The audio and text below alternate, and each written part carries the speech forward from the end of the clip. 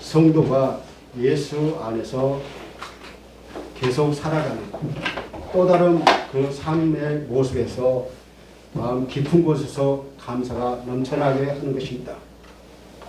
사도 바울도 범사에 감사하라 라고 말했습니다. 범사는 바로 모든 일을 말하고 있습니다. 내가 감사할 수 없는 일조차도 우리는 감사하며 사는 성도들이 되어야 합니다. 그렇게 감사하는 마음으로 또 감사를 우리가 생활을 하면서 감사가 입안에 넘치는 삶을 살아갈 때 우리는 비로소 미래에 우리에게 주시고자 하는 그 축복을 받아 누릴 수가 있습니다. 그것은 원망과 불평의 노예가 된 사람이 아니라 감사하는 성도들의 삶 가운데서 넘치도록 부으시는 하나님의 선물입니다. 인간은 불평과 절망은 감사의 부재와 감사가 메마르고 말라버린 그 마음에서 뿌리가 생긴다는 것은 우리는 잠시도 잊지 말아야 할 것입니다. 성공하는 사람들이 사용하는 언어의 절반이 칭찬입니다. 그리고 행복하게 사는 사람들이 사용하는 언어의 절반이 감사라는 것입니다. 감사는 행복한 생활과 직접 연관이 되어 있습니다. 그렇다면 감사의 조건을 어떻게 우리가 찾을 수 있을까요? 감사는 평소와 달리 특별하게 우리에게 좋은 일에 대해서 표현하게 되는 것입니다. 예를 들어서 기적 같은 일들이 일어날 때 그것이 감사의 조건이 되는 것이 참 많이 있습니다. 그러나 무엇이든지 대박이 터지는 그런 기적만이 감사를 한다고 한다면 그것은 감사할 언어가 그만큼 줄어든다는 사실을 우리는 알아야 한다는 것입니다. 오히려 우리는 일상생활에서 느끼며 표현할 그 감사를 찾아서 느끼며 표현한다고 한다면 어떨까요? 여러분 잘 생각해 보십시오. 우리들이 살아가는 일상생활에서 숨겨진 하나님의 기적이 얼마나 많은지 한번 생각해 보시기를 바랍니다. 우리가 물 한 잔을 마셔도 우리가 나무 그늘 아래 쉬고 있어도 평범한 우리에게 주시는 하나님이 주시는 기적입니다. 오늘도 감추어진 기적을 찾기 위해서 저와 여러분은 하나님께 기도하는 성도가 되어야 할 줄로 믿습니다. 행복은 누가 만들어주지 않습니다. 돈이 아무리 많아도 명예와 권세를 가져도 그리고 많은 것을 안다고 해도 행복해지지 않는다는 것입니다. 행복은 마음의 만족으로부터 온다는 것을 우리는 알아야 합니다. 그렇다면 이 세상에서 가장 부유한 사람은 누굴까요? 가진 것을 만족하고 감사하는 그러한 사람이 이 세상에서 가장 부유한 사람이라는 것입니다. 그렇다면 오늘 본문을 통해서 하나님께서 주시는 마음 깊은 곳에서부터 감사가 넘쳐나는 그 성도에 대해서 함께 살펴보면서 은혜받는 시간이 되시기를 간절히 소원합니다. 첫 번째로 그리스도 예수를 주로 받은 성도입니다. 선물은 특별한 날, 즉 생일이나 결혼기념일 또는 성탄절에 주거나 받습니다. 누구나 누군가에게 선물을 받아본 적이 있을 것입니다. 그때 여러분의 기분은 어떠셨습니까? 그야말로 기분이 많이 좋았을 것입니다. 특히 사랑하는 사람으로부터 사랑이 가득 담긴 선물을 받았다면 얼마나 마음이 흐뭇하고 즐거운 일인지 모릅니다. 당연히 사랑하는 사람이 받은 그 물건이 아니라 사랑을 선물로 주는 사람이 마음이 고마워서 기쁘고 행복한 것입니다. 또 받는 기쁨보다 주는 기쁨이 더 낫다라고 그렇게 말씀하고 있습니다. 내가 누구를 사랑하고 그를 먼저 생각하고 그 아무리 하찮은 물건이라도 생기면 그 사람을 주고 싶은 그러한 마음이 생길 때 우리는 행복감을 느끼게 됩니다. 그리고 이는 진정으로 경험해 보지 못한 사람들은 느끼지 못하는 그러한 기쁨이라는 것입니다. 그래서 예수님은 주는 것이 받는 것보다 복되도다 라고 말씀하셨습니다. 여러분, 하나님께서 독생자 예수 그리스도를 저와 여러분을 위해서 선물로 주셨습니다. 본문 6절 전반부를 다 같이 읽겠습니다. 6절 전반부입니다. 시작. 그러므로 너희가 그리스도 예수를 주로 받았으니 아멘. 하나밖에 없는 외아들을 하나님께서 인간에게 선물로 주셨을 때 하나님의 마음은 어떠셨을까요? 우리가 인간적인 감정으로 생각하면 엄청 아프셨을 것입니다. 그러나 사랑이 많으신 하나님은 무한히 기뻐하셨을 것입니다. 그래서 하나님의 마음을 아는 하늘의 천사들이 큰 소리로 찬양하기를 지극히 높은 곳에서는 하나님께 영광이요 땅에서는 하나님이 기뻐하신 사람들 중에 평화로다 라고 천사들이 찬양하는 것입니다. 하나님의 아들인 예수 그리스도께서 이 세상에 오실 때 천사들이 기뻐하고 목자들이 기뻐하고 동방 박사들이 기뻐했습니다. 그러나 세상의 구주이신 예수님께서 오신 사실을 모르는 사람들은 이 기쁨을 누리지 못했습니다. 오늘날도 마찬가지입니다. 예수님을 생명의 주로 받은 성도들은 기뻐하고 감사합니다.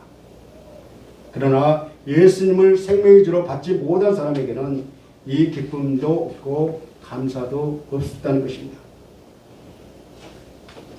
여러분에게는 하나님의 자녀가 되는 그 기쁨을 지금 누리고 있으십니까? 예수님을 주님으로 모신 행복감을 가지고 계십니까? 그러면 하나님께 감사하시기를 바랍니다. 주님께 감사의 찬양과 영광을 돌리시기를 간절히 소원합니다. 기쁨과 행복, 찬양과 감사는 억지로는 못합니다. 억지로 안 되는 것이 기쁨이요, 행복이요, 감사요, 찬양입니다. 이 모든 것은 우리의 마음에서 우러나와야 할 수 있다는 것입니다. 느낌으로 우리가 하는 것입니다. 저절로 나오는 것입니다. 저도 이렇게 생활하다 보면은 나도 모르게 제 입술에서 찬송이 나올 때 있어요. 찬양이 나올 때 있어요. 그럴 때 여러분 계속 찬양을 하십시오. 우리가 찬송을 하고 찬양할 때 살아있는 기도라고 하나님께서 말씀하셨습니다. 분명히 나에게 기쁨을 주시기 위해서 하나님은 그 찬송을 부르게 하신다는 사실을 저는 그때마다 참 깨달을 때가 참 많이 있었습니다. 만일 진정한 기쁨이나 행복이나 감사가 없는데 억지로 마지못해서 하는 사람을 우리는 위선자라고 말을 합니다. 속은 아닌데 겉으로만 달콤한 말을 하는 사람들을 말하고 있습니다. 그런 사람을 만나면 괜히 닭살이 돋고 비위가 상할 때가 있습니다.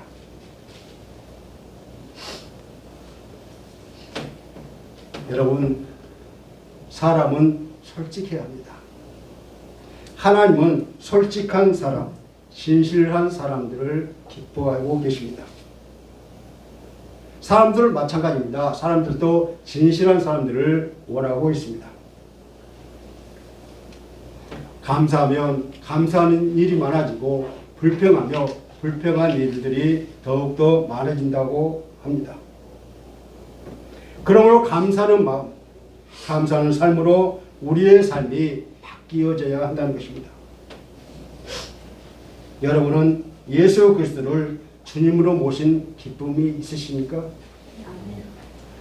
기쁨이 있으면 기쁜 마음으로 아멘 하시기 바랍니다. 아멘. 예. 그리스도 예수를 주로 받는 행복감이 있으십니까? 행복이 있으시면 행복한 마음으로 아멘 하시기 바랍니다. 아멘. 아멘. 그리스도 예수를 주로 받은 감사가 있습니까? 감사가 있으면 감사하는 마음으로 아멘 하시기 바랍니다. 아멘. 아멘.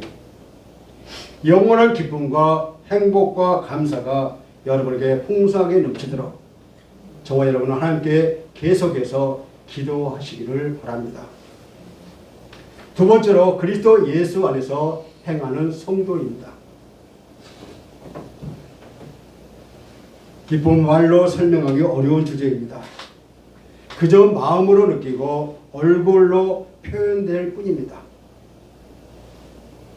행복도 실제로 입으로 설명하기가 어렵습니다. 감사도 이론적으로 증명하기란 곤란한 내용입니다. 그러나 감사는 생활입니다. 일상생활에서 우리가 살아가는 모습을 보면서 그 감사하는 삶을 살고 있는지 아닌지 우리는 알 수가 있습니다. 그러면 예수 그리스도를 주로 받은 성도는 어떻게 살아야 할까요? 이 사실 역시 말로는 표현하기 어려워도 오직 감사로는 가능하다는 것입니다. 오늘 본문은 딱 두 절입니다. 두 절인데 그러므로라는 말씀으로 시작됩니다. 이 말씀은 아주 중요한 뜻을 담고 있습니다. 사도 바울은 골로새 교회 성도들을 매우 사랑했습니다. 골로새 성도들도 바울 사도를 무척 존중하고 사모하고 있었습니다. 그러나 바울이 복음 선교를 위해서 골로새를 떠나야 했던 것입니다. 비록 몸은 떠나지만 마음은 항상 그들과 함께 했다라고 그렇게 말씀하고 있습니다. 오늘 본문 앞절 5절을 보면 내가 육신으로 떠나 있으나 심령으로는 너희와 함께 있어 너희가 질서 있게 행함과 그리스도를 믿는 너희의 믿음이 굳건한 것을 기쁘게 봄이라 라고 사도 바울이 이야기하고 있습니다. 그리고 6절에서 그러므로 라고 시작합니다. 여기서 그러므로는 접속사입니다. 앞의 말을 받아서 뒤의 말과 연결짓는 단어입니다. 그러니까 본문 6절과 7절의 짧은 말씀 속에 감사하는 성도가 생활로 나타내야 할 네 가지 삶의 질서를 보여주고 있습니다. 첫 번째는 6절 후반부의 말씀인 그 안에서 행하라입니다. 너희가 예수 그리스도를 주로 받았으니 그러므로 그리스도 예수 안에서 행동하라고 공고하고 있습니다. 사람에게 있어서 행동이 매우 중요합니다. 마음가짐이 어떤지에 따라서 우리의 행동이 나오기 때문이죠. 예수 안에서 행동하는 성도에게는 아름다운 감사의 열매, 곧 하나님께 기쁨으로 감사라는 행복의 열매가 맺히게 된다는 것입니다. 두 번째로 7절 전반부 말씀인 그 안에 뿌리를 박으라 입니다. 너희가 그리스도 예수를 주로 받았으니 그러므로 그 안에 뿌리를 박으라고 말씀하고 있습니다. 이 말씀은 삶의 기초를 예수님에게 두고 예수님을 중심으로 살라는 교훈입니다. 사람이 중심이 흔들리면 넘어지기 쉽습니다. 중심을 세상에 둔 사람은 세상으로 넘어지지만 중심을 예수님에게 둔 성도는 넘어져도 예수님께로 넘어집니다. 예수님께로 넘어진 성도는 살지만 세상으로 넘어진 사람은 망하거나 죽게 된다는 것이죠. 그래서 예수님께 뿌리를 박으면 절대로 망하지 않고 영원히 죽지 않습니다. 하나님께서 원하시는 기쁨과 하나님께서 감사하는 행복의 열매가 주렁주렁 매달릴 것입니다. 세 번째로 7절 전반부의 말씀인 세움을 받아라입니다. 너희가 그리스도 예수를 주로 받았으니 그러므로 세움을 받아라 라고 합니다. 마귀는 사람을 무너뜨리는 속성이 있습니다. 또한 마귀는 사람들을 깎아내리고 넘어지게 하는 그러한 성질을 가지고 있습니다. 성도는 사람을 무너뜨리고 깎아내리고 사람을 넘어지게 하는 마귀의 속성과 성질을 닮아서는 안 된다는 것이죠. 예수님은 성도를 지켜 올려주시고 굳게 세워주십니다. 그리스도 예수를 주로 받은 성도는 사람을 붙잡아주고 받들어주고 세워준다는 것입니다. 네 번째로 7절 후반부 말씀인 교훈을 받은 대로 믿음에 굳게 서서입니다. 교훈대로 받으라는 말씀은 우리에게 말씀을 배우라는 것입니다. 예수님의 가르침대로 살아서 믿음에 굳건하게 하라는 의미입니다. 굳게 서다라는 말은 법정 용어로서 자기의 주장을 더 확실하게 한다는 뜻인데 삶의 모든 자리에서 성도의 정체성을 확실히 하는 것이 매우 중요하기 때문입니다. 왜냐하면 믿음을 굳건하게 하기 때문이죠. 여러분, 말씀의 교훈을 배워야 영혼과 육신의 풍성한 열매를 맺을 수가 있습니다. 부지런히 배워 감사의 열매를 많이 맺는 성도가 되도록 우리는 항상 기도하시기를 간절히 소망합니다. 세 번째로 감사가 넘치게 하는 성도입니다. 바울은 그리스도 안에서 살아가는 사람들이 가져야 할 삶의 태도로 감사를 이야기하고 있습니다. 그것도 풍성하게 넘쳐나는 감사의 삶을 살아가라고 7절 후반부에서 감사를 넘치게 하라 라고 명령형으로 표현하고 있습니다. 이는 잔이 살짝 이렇게 넘치는 정도가 아니라 강물이 범람하듯이 풍성하게 넘쳐나게 해야 한다는 것입니다. 이 감사는 외부적인 환경이나 상황에 따른 감사가 아니라 마음 깊은 곳에서부터 하나님의 은혜에 대한 진정한 감사가 넘쳐나는 그런 삶을 살아야 한다는 것입니다. 물론 우리가 때로는 열심히 살아도 일이 잘 풀리지 않을 때도 있습니다. 현재 우리가 처한 상황이나 환경이 좋지 않다 하더라도 예수 안에서 풍성한 삶을 살아가는 성도는 세상 사람들과 다른 삶을 살아갈 수 있다는 것입니다. 7절에서 주목해 보면 헬라어 성경은 수동태로 기록되어서 누군가가 그렇게 해 주어야 한다는 의도를 말합니다. 그리스도 안에 뿌리를 내리고 세워지고 믿음을 굳게 하는 것은 하나님께서 해 주셔야 가능하다는 것입니다. 그런데 감사가 넘치게 하는 그러한 것은 능동태 표현으로 전적으로 저와 여러분의 몫이라는 것입니다. 다시 말하면 감사는 우리의 의지에 의해서 표현되어야 한다는 것입니다. 게다가 성도는 믿음에 굳게 서서 감사함을 넘치게 하라라고 말씀하고 있습니다. 믿음에 굳건히 서 있다면 우리 모두는 범사에 감사하고 늘 넘치는 그 삶을 고백하며 생활해야 한다고 우리에게 교훈하고 있습니다. 비록 우리가 가진 것이 적든지 크든지 상관없이 늘 힘써서 우리가 굳게 서 있을 때 우리의 삶은 어떤 상황에서도 감사가 넘친다는 것을 우리는 분명하게 알아야 합니다. 본문에서 말하는 감사는 예수 그리스도로 말미암은 그러한 감사입니다. 예수 안에 있는 우리의 삶을 하나님께서 돌보시고 보호하시고 가장 좋은 길로 인도해 가심을 신뢰하는 믿음에서 우러나오는 그러한 감사입니다. 그러므로 우리가 어떻게 세움을 받았든지 예수 그리스도의 교훈을 언제 어떻게 받았든지 말씀을 듣는 그때로부터 늘 믿음에 굳게 서 있어야 함을 우리에게 교훈하고 있습니다. 하나님에 대한 믿음이 있는 자만이 진실된 감사를 할 수 있습니다. 믿음에 굳게 서 있을 수 있도록 늘 감사가 넘치도록 고백하며 나아갈 때 우리는 그리스도 예수를 주로 받은 그 증거를 늘 나타내며 살아가는 귀하고 복된 그리스도인들이 되는 것입니다.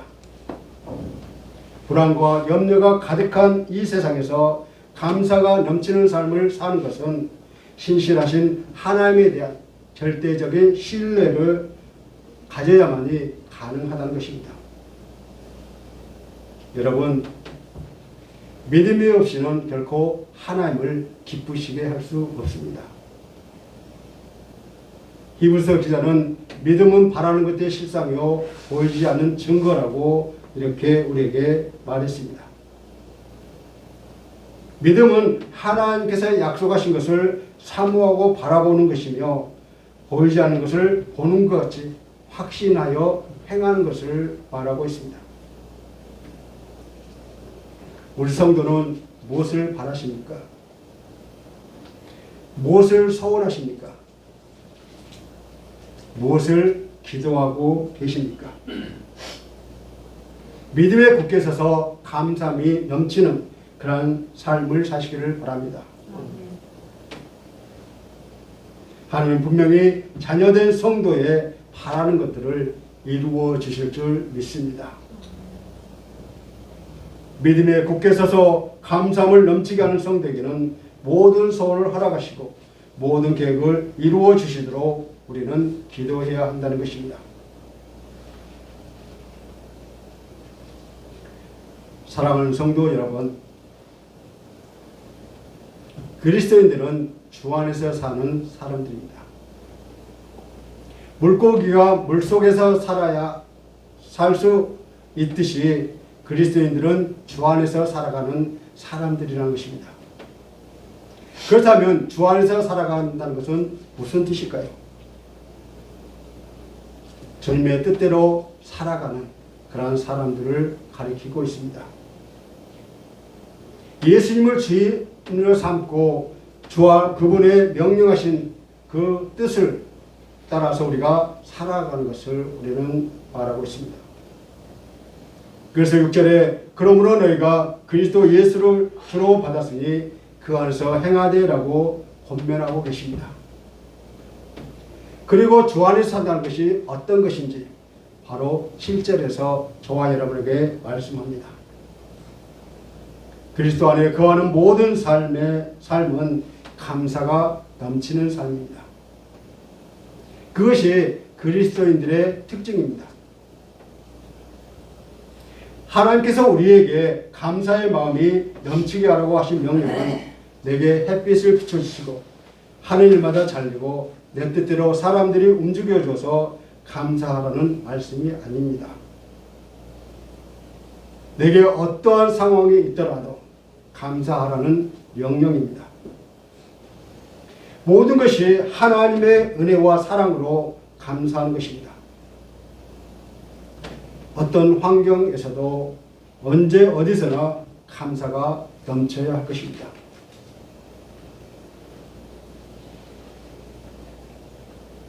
혹시 감사를 잊고 살지는 않고 계십니까? 이 감사를 회복하시기를 간절히 소원합니다. 뿌리를 그리스도 안에 내리고 날마다 영적으로 예수님의 성품으로 닮아가는, 그래서 모든 일을 주님으로 인해서 감사하는 삶을 살기를 간절히 소원합니다. 말씀을 맺겠습니다. 바울은 오늘 말씀을 통해서 예수 그리스도를 주로 받았다면 우리 모두는 예수님 안에 뿌리를 받고 세움을 입도록 힘써서 노력해야 하며 거짓 교사들의 미혹에 흔들리지 말고 믿음에 굳게 서서 감사함이 넘치게 해야 한다고 우리에게 명령하고 있습니다. 그렇다면 여러분 자신의 삶을 한번 되돌아보시기를 바랍니다. 성도의 삶 가운데 기쁨이 있습니까? 감사가 있습니까? 행복이 있습니까? 만일 감사와 기쁨과 행복이 없다면 그 이유는 무엇일까요? 성도는 하나님께 주시는 최고의 선물을 받아야 합니다. 우리 모두가 흔들리지 않고 믿음에 굳게 서서 감사함을 넘치게 하시면 성도에게 기쁨과 감사와 행복을 차고 넘치게 부어주실 줄 믿습니다. 이렇게 예수 안에서 행하는 성도로 살아가는 우리 모두가 되시기를 주님의 이름으로 간절히 축원합니다. 이 시간 나는 환경이나 조건에 관계없이 날마다 마음 깊은 곳에서부터 감사가 넘쳐나고 있는지 잠시 묵상하시겠습니다.